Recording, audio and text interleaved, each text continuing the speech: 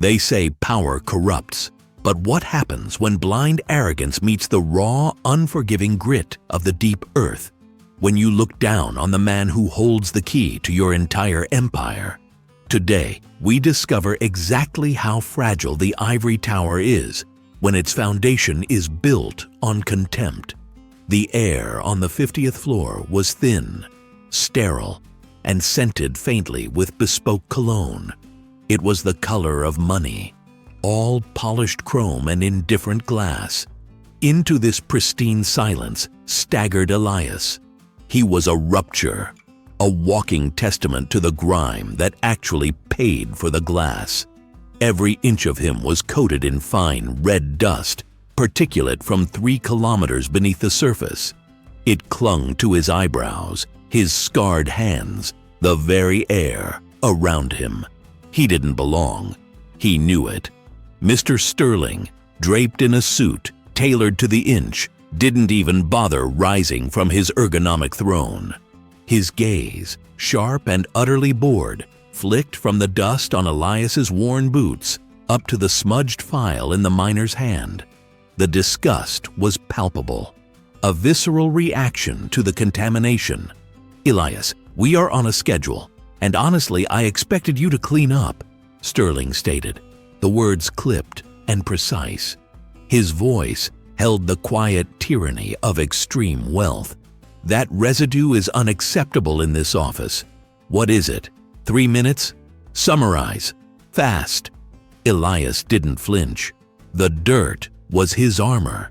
His eyes, tired but steady, met Sterling's. "Sir, the core readings from Sector Gamma are spiking. We hit a thermal anomaly that isn't on the grid. We need to—" "Thermal anomaly," Sterling interrupted, waving a perfectly manicured hand, dismissing the very possibility of trouble. "Every 2 weeks, it's a spike or a tremor, or a shift. This is why we pay geologists, Elias, not dirt farmers. File the report. If it's truly important, my secretary will inform me. You are dismissed." The dismissal was swift, cold, absolute. Sterling returned immediately to his luminous terminal, already forgetting the man who smelled of rock, sweat, and impending doom. But Elias didn't move. He just stood there, letting the silence hang heavy, the dust quietly settling on the untouchable white carpet. He knew Sterling had just signed his own expiration date. Elias turned his back on the sterile glass cage that Sterling called an office. The dismissal hadn't stung. It was expected. Sterling saw dirt.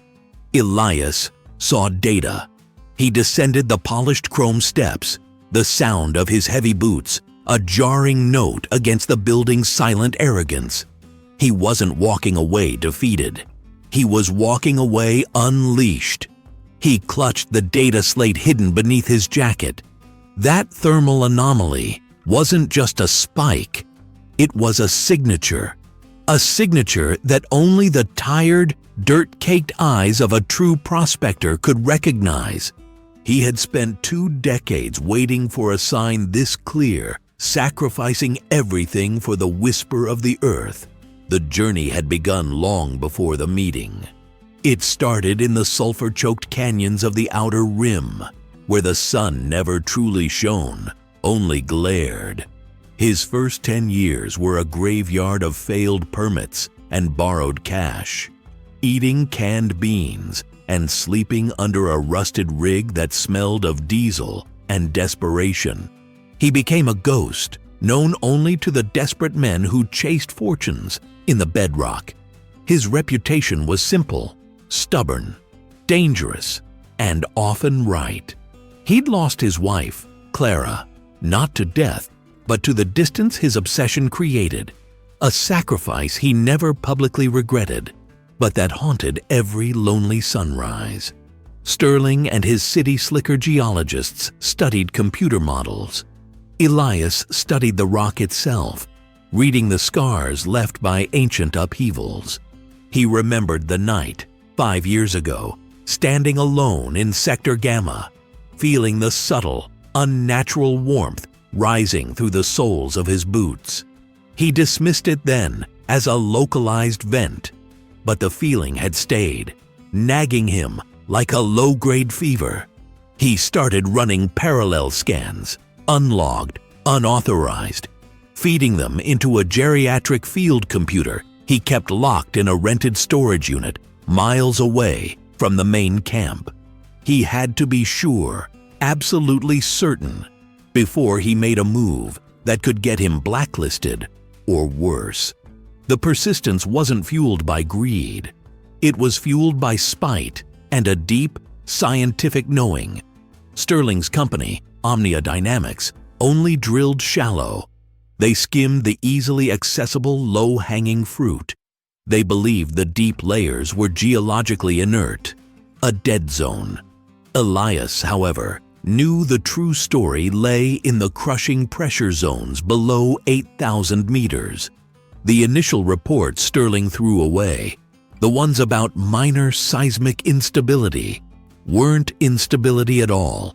They were the harmonics of crystallization, the telltale sign of something colossal shifting into place. He didn't trust the maps, so he made his own. Using cheap, refurbished gravimetric sensors salvaged from decommissioned satellite probes, Elias mapped the substrata independently. He found a massive, inverted dome structure, a geological rarity that contradicted every established model used by Omnia. The dome was acting as a heat sink and a pressure cooker. It meant immense potential, but only if the containing rock didn't breach. He had to act fast, knowing that one heavy drill stroke from Omnia could shatter the whole structure, vaporizing his life's work. The masterstroke began with a simple transaction, executed during the 4 minutes Sterling spent cleaning his watch after their last confrontation. Elias purchased an adjacent, completely worthless piece of land, a defunct sulfur purification site known only as Lot 47 Beta. The price was negligible, paid using the last of his pension and a high-interest loan secured by his rusting rig. Publicly, it looked like a foolish, desperate gamble. But Elias didn't need the surface rights. He needed the vertical buffer zone Lot 47 Beta provided. If the thermal anomaly shifted, he needed his own uncontaminated airspace for extraction. The data Sterling dismissed showed the anomaly spiking directly under Lot 47 Beta's eastern boundary. Elias wasn't hunting for oil or conventional gas. He was hunting for cryosilicate, a rare element theoretically stable only at immense subterranean pressure, valued for its quantum computing applications. The core sample he showed Sterling wasn't just residue. It was the microscopic dust of cryosilicate, accidentally vented up the shaft. Sterling, in his haste to dismiss the dirt farmer, missed the single most valuable mineral discovery of the century, confusing it for simple thermal contamination. Elias had secretly filed the claim 6 months prior, using a shell corporation named Clara Mining Holdings, a bitter tribute to the wife he lost to this obsession. He manipulated the zoning boundaries, utilizing a little-known clause about deep mineral rights precedents dating back to the colonization era. It was a tedious, painstaking legal maneuver that cost him his sleep and his health, but it ensured that any discovery below 5,000 meters, regardless of the surface owner, belonged to Clara Mining. Sterling's legal team hadn't updated their precedents library in decades. The quiet persistence paid off 3 weeks after he secured Lot 47 Beta. His salvaged sensors detected the unmistakable seismic signature of the pressure dome stabilizing, indicating the cryosilicate deposit was massive and extractable.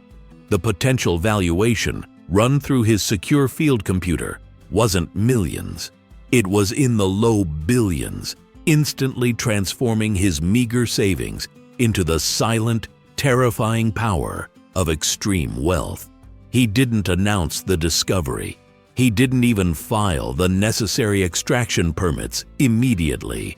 He held the secret close, letting the earth work for him, waiting for the perfect moment. As Elias stepped out onto the city street, blinking against the artificial afternoon glare, he felt the weight of his new reality. He was still Elias, the man who smelled of rock and sweat, but now he carried an invisible vault of wealth beneath his grime-stained fingernails.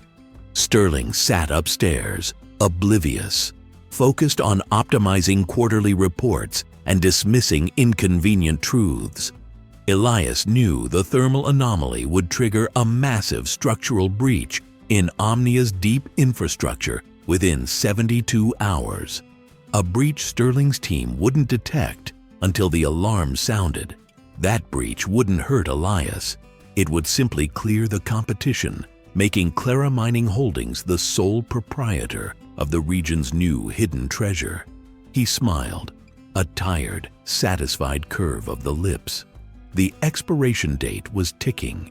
Elias didn't bother using the main elevator. He took the freight lift, designed for janitorial staff and bulk deliveries, ensuring the residue of the earth he now owned coated his every movement. The polished marble floor of Omnia's executive foyer seemed to recoil from his mud-caked boots. He smelled of sweat, hydraulic fluid, and the faint, sweet scent of crushed cryosilicate, a smell that was now worth more than the entire building he stood in. The receptionist, a sleek woman named Dana, who treated air as if it were a delicate, expensive fabric, recoiled visibly. She stammered something about dress code and appointments, but Elias just walked past, his movements slow, deliberate, and undeniably powerful. He was a force of nature, walking into a sterile petri dish. Sterling's outer office was hushed, a monument to optimized silence and expensive indifference. Sterling himself, perched behind a desk carved from rare Brazilian walnut, looked up with an expression of pinched annoyance. He hated intrusions, especially unannounced ones, and doubly so when the intruder looked like he'd crawled out of a sewer pipe. Elias had bypassed 3 security protocols just by smelling sufficiently unpleasant. Sterling didn't see a potential billionaire. He saw an infestation. "Elias, what in God's name are you doing?" Sterling's voice was pure, controlled ice. He made a point of not standing up, a power play Elias had learned to despise over years of corporate servitude. Elias stood still, letting the grime speak for him. The dust motes floating in the afternoon sunlight streaming through the panoramic window were, quite literally, flecks of his newly acquired empire. "I needed to speak with you, Sterling. Now." His voice was low, carrying the rumble of the deep earth he'd just explored. Sterling sighed dramatically, reaching for the silver letter opener on his desk, his gesture indicating closure. "Look, I told you, the drilling reports are sufficient. We'll review your recommendations next quarter. And for heaven's sake, go clean up. You're tracking soil onto a $900 rug." Elias didn't move. He knew the thermal anomaly was currently vibrating beneath the city grid, counting down 54 hours until the subterranean collapse. Sterling's quarterly reports were about to become meaningless artifacts in a flooded infrastructure. Sterling finally gave in to annoyance, putting the opener down with a sharp clink. "Is this about hazard pay? Because if you think I'm authorizing another dime after the last expenditure report, you are sorely mistaken. We simply don't have the liquidity for frivolous spending right now." He paused, leaning forward, trying to intimidate. "Or perhaps you finally realized that the structural integrity concerns you raised are just alarmist nonsense. Because if that's the case, I need your resignation immediately." Elias just stared back, his eyes steady, focusing not on Sterling, but on the small framed photo of Sterling's yacht. The yacht, named the Optimist, was registered through a complicated offshore trust that Elias had spent the last week quietly unraveling. "Not hazard pay, Sterling," Elias said, his voice flat, devoid of emotion. He reached into his soiled jacket pocket, pulling out a battered smartphone. The screen cracked, the case covered in industrial tape. Sterling raised an eyebrow, waiting for the plea, the desperate handshake, the pathetic request for a bonus. Elias clicked a button, illuminating the screen just long enough to reflect the fluorescent office light onto Sterling's immaculate face. Then, the silence of the office became brittle. Elias delivered the line, cold and absolute, the words of a man ordering lunch, not changing the fate of a corporation. "I'll take 4 Komatsu dump trucks." Sterling laughed, a short, sharp, incredulous bark. "4 trucks? What are you gonna do with 4 heavy haulers, Elias? Start a landscaping business? Don't waste my time." He reached for the intercom. "Dana, send security up." Elias held up the phone, not toward Sterling, but toward the polished glass wall, letting the light catch the display. The screen showed not a quote, but a confirmation. A transfer confirmation. A wire transfer for the full amount, plus service fees, for 4 Komatsu 982E4SE mining dump trucks. That specific model cost over $7 million each. The account listed as the recipient was Clara Mining Holdings, a company Sterling had personally laughed out of existence 6 months prior. Sterling stopped mid-reach, his hand hovering over the intercom button. His eyes scanned the figures, 29,340,000 dabaktirs. Immediate confirmation, paid in full, but that wasn't what made his breath hitch. Below the amount was the originating bank, Nexus Global Trust. Nexus was the private clearinghouse Omnia used for all its major confidential transactions, a banking partner Sterling considered proprietary and utterly inaccessible to men like Elias. Where did you get this?" Sterling whispered, the ice in his voice replaced by a sudden, sickening liquidity. Elias offered no explanation, letting the raw number hang in the air, weighted by the smell of silicate and opportunity. "The trucks are set for immediate delivery to the Sector 7 extraction point," Elias continued, ignoring the question. He tapped his phone again, pulling up a second, darker display. It wasn't a bank statement. It was a secure geological readout, mapping the pressure dome beneath their feet. Sterling instinctively knew what he was looking at. The thermal signature, now glowing an alarming red, far past the structural tolerance limits.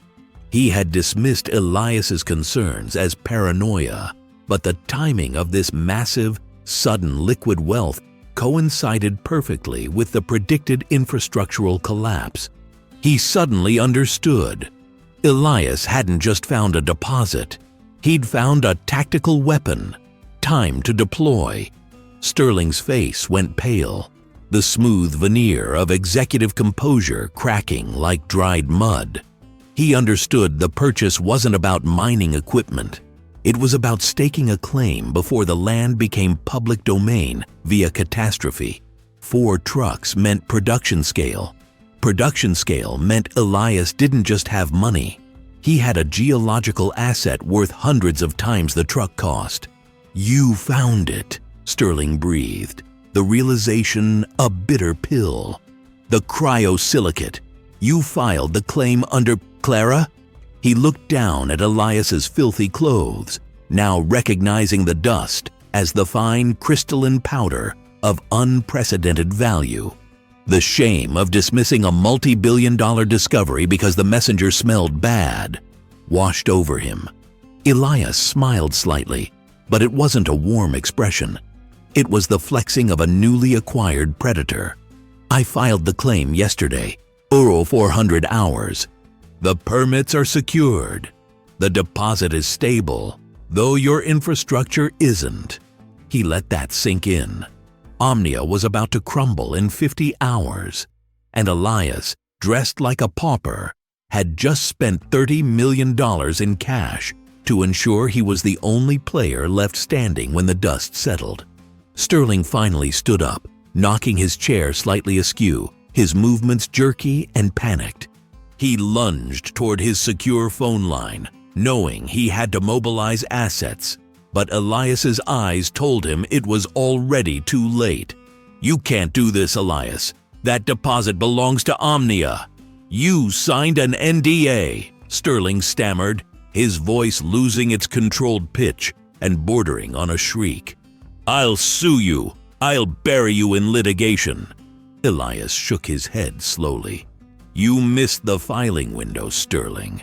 You were too busy focusing on optimization metrics and ignoring the heat signature I flagged 4 weeks ago." He tapped the cracked screen one last time. "And about that NDA, it only covers Omnia's intellectual property. The cryosilicate was found on land slated for eminent domain seizure, which, coincidentally, was triggered by your company's failure to maintain seismic stabilization. The legal loophole was tight, brutal, and flawlessly executed." Sterling stumbled back, clutching the edge of his massive desk, the terror now fully replacing shock. He saw not Elias, the dusty employee, but Elias, the orchestrator of his company's destruction. The $30 million purchase wasn't an investment. It was a warning shot, delivered with the precision of a master assassin. Elias turned toward the door, his boots crunching lightly on the expensive rug. "Enjoy the next 48 hours, Sterling. I'll need that freight elevator back soon." The Komatsu trucks are scheduled to arrive precisely when your deep infrastructure alarms begin to sound. He didn't wait for a response. Elias walked out, leaving the pristine office stained with the knowledge of his new, terrible power. Sterling remained frozen, surrounded by the silence of his collapsing empire, the sound of 28 million pounds of mining equipment already roaring in his imagination. The expiration date was indeed ticking, and Elias had just bought the clock. Sterling remained rooted to the spot, a marble statue of corporate failure. The silence wasn't empty. It was filled with the low, insidious hum of the massive server banks far below, counting down his remaining hours.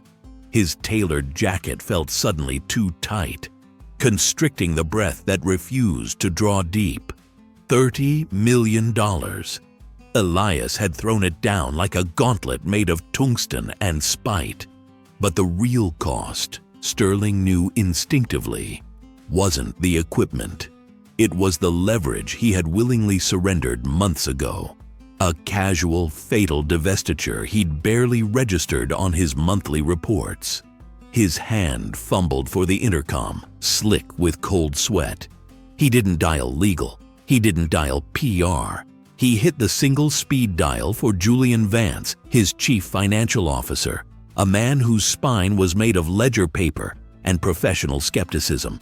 Julian picked up instantly, sensing disaster, even through the encrypted line. "Sir, what happened?"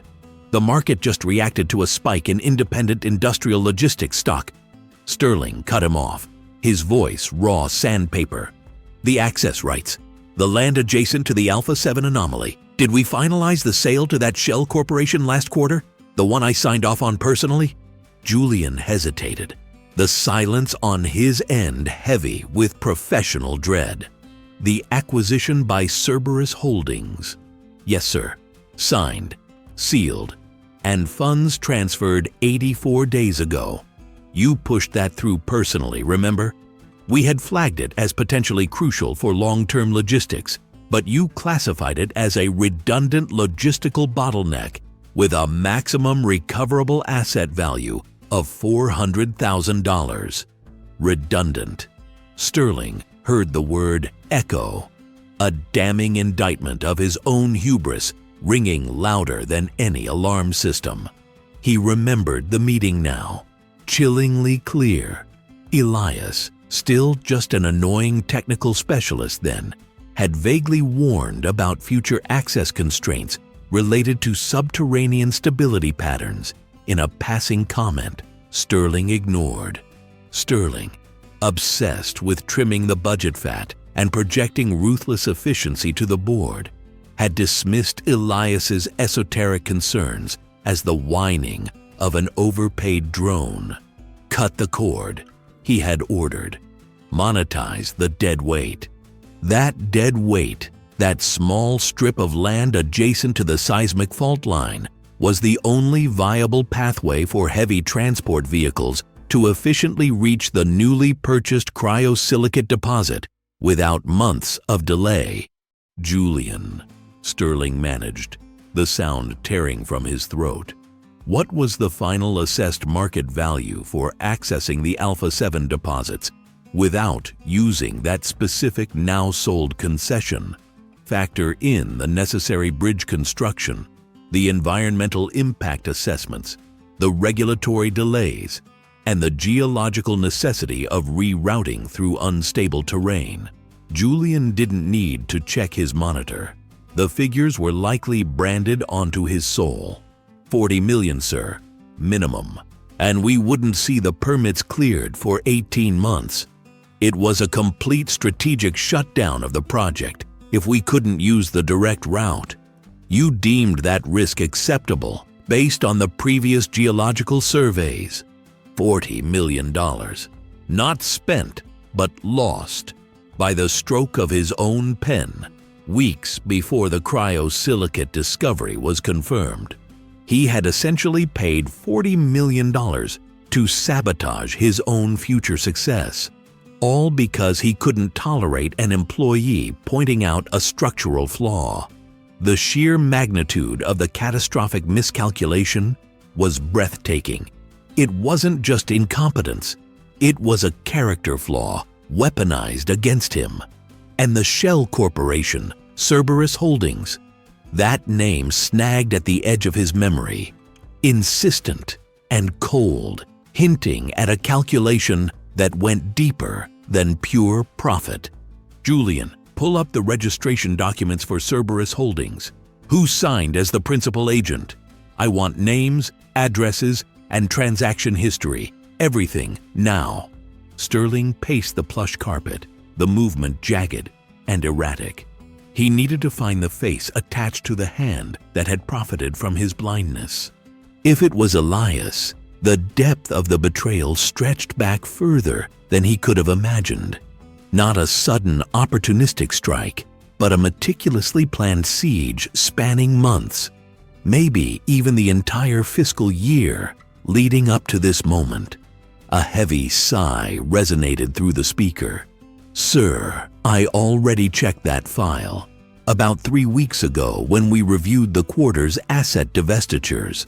Cerberus Holdings is a labyrinth. Offshore registration, layered shell companies. The principal agent listed is a trust in the Cayman Islands, untraceable, designed specifically to dissolve after the transaction was complete and the title transferred. Julian's voice dropped, tinged with a new fear. Why are you asking about this specific plot of land now? Has there been a new find near Alpha 7? What is Elias involved in? Sterling didn't answer the CFO. He was staring out the window, past the glittering cityscape, visualizing the 2 monstrous Komatsu trucks Elias mentioned. 28 million pounds of steel, engineered to rip resources from the earth. And those trucks were now, effectively, locked out. The equipment Elias had just purchased was useless to Sterling's company, marooned across an insurmountable regulatory and geographical barrier, a barrier Sterling himself had established for a negligible profit. Elias hadn't just bought mining gear. He had ensured Sterling couldn't use his own. executing a surgical strike that rendered 30 million of equipment strategically inert for its intended owner. The humiliation burned hotter than the financial loss. This wasn't merely a business rival beating him. This was an employee he had routinely belittled, using Sterling's own managerial directives as the structural weakness to bring the entire edifice down. It was elegant, it was evil, and it was irreversible. Sterling felt the bile rise. "Julian," he commanded, forcing calm into the hurricane of his mind, "start initiating emergency legal action against the seizure of the adjacent land, the eminent domain issue Elias raised. Focus solely on that. Do not, under any circumstances, mention Cerberus Holdings or the access road failure to anyone. Not legal, not the board, no one." Julian, ever the cautious professional, paused. "Sir, covering the seismic stabilization failure is going to require an immediate $5 million allocation to infrastructure repair and will draw intense regulatory scrutiny. If we address the access rights issue first—" "No!" Sterling roared, hitting the desk so hard the silver picture frame shuddered. He couldn't admit to the board or to himself that he had sold the critical access point for less than $1 million. That was career suicide, a far greater threat than the legal battle Elias had just launched. His reputation, built on ruthless calculation, could not withstand the revelation of such foolish short-sightedness. He had to hide the $40 million mistake. He hung up abruptly, leaving Julian suspended in the digital ether of panic. Sterling walked to the reinforced glass window, looking down at the tiny, ant-like movement of the city below.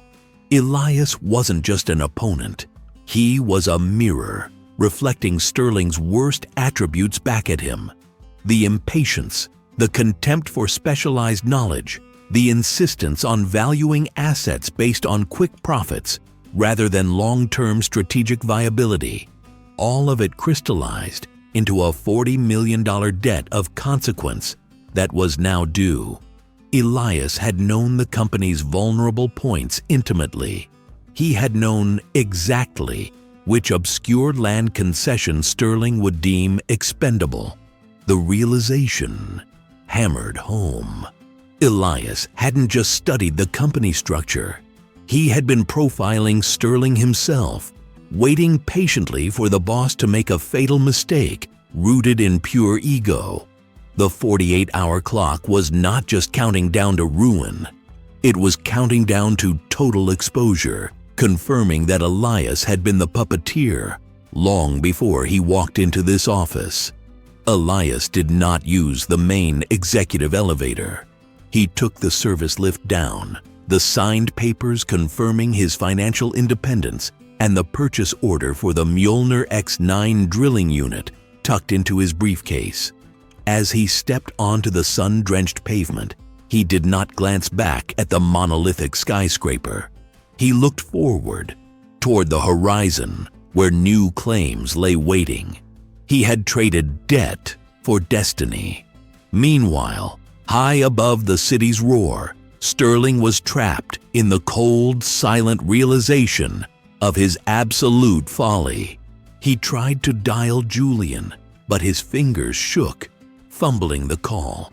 He wasn't just ruined, he was humiliated. The $40 million error was only the beginning. The real cost was the revelation to his board that his legendary ruthlessness was merely a thin veneer over profound, structural ignorance. His hubris had blinded him to opportunity, causing him to discard the very asset and the very mind that provided the foundation for his entire empire. He had seen Elias's worn suit and assumed poverty. He had failed to see the strategic depth, the patient calculation, and the intimate knowledge Elias possessed of every weakness in the company's infrastructure. The market would open in a few hours, and when news of the impending legal action and the squandered asset hit the wire, The stock dive would be instantaneous, catastrophic, and entirely his own doing. Elias had secured his future not through aggression, but through meticulous understanding of value. Sterling had sealed his fate through contempt and the costly folly of judging true wealth by superficial appearance. The wheel of consequence had turned swiftly, delivering karmic justice with terrifying precision. Sterling, gazing from his impenetrable tower, finally understood the cold, hard truth. The man who knows the bedrock always owns the mountain. Thank you for watching this chapter. If you felt the weight of that justice, please like this video, subscribe for more stories of ambition and consequence, and let us know your favorite moment in the comments below.